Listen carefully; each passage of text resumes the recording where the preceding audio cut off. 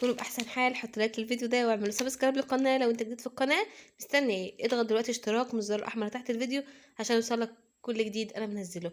النهارده اللي كان ترند الفتره الاخيره اللي هو الشيبسي، يعملوا KFC كنتاكي. فالنهارده هندوق وهنشوف طعمه.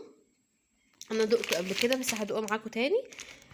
ده ب5 جنيه، وفي منه ب7، وفي منه بقى ايه طعمه مختلفة يعني.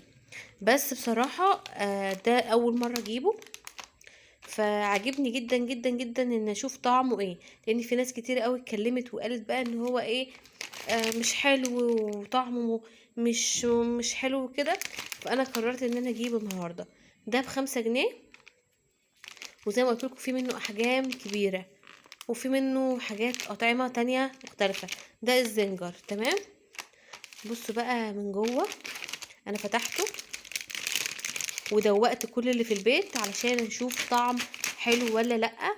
بس كل اللي في البيت قالوا حاجه يعني ما عجبهمش بصراحه. قالوا لي ان هو طعمه شيبسي عادي. فانا بصراحه عجبني يعني. بصوا عجبني جدا. بصوا عجبني قوي بصراحه الشيبسي ده. طعمه حلو يعني، طعمه جميل جدا. بصوا هندوق بقى مع بعض. واو، حلو حلو، بس هو حراق، بس طعمه خطير. بصوا طعمه خطير جدا. في ناس بتقول ان هو طعم البطاطس او الشيبسي اللي هو بالجبنه العادي ده. بس انا بصراحه حاسه انه طعم مختلف يعني. الطعم ده ما اكلتوش قبل كده، فلذيذ حلو جميل جدا. في تتبيله مخليه طعمه مختلف. جربوه، واللي جربه يقول لي ايه رايه فيه وحلو ولا لا. وهو بصراحه انا شايفه ان اختراع حلو جدا من شيبسي.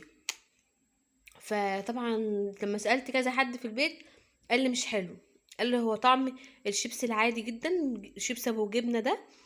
لكن بصراحه انا عاجبني قوي، تحفه تحفه تحفه.